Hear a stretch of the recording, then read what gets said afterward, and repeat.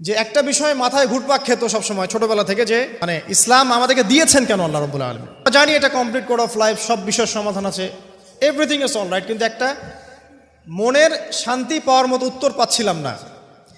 উত্তরটা আমরা এই বয়সে এসে বুঝতে পারছি, সেটা হচ্ছে আল্লাহ পাক আমাদেরকে দিন ইসলাম দিয়েছেন কি জন্য জানেন? যাতে আমরা জীবনটাকে উপভোগ করতে পারি, জানেন, যাতে করে আমরা জীবনটাকে উপভোগ করতে পারি এবং জীবনটা উপভোগ করে পরকালেও জান্নাত পেতে পারি।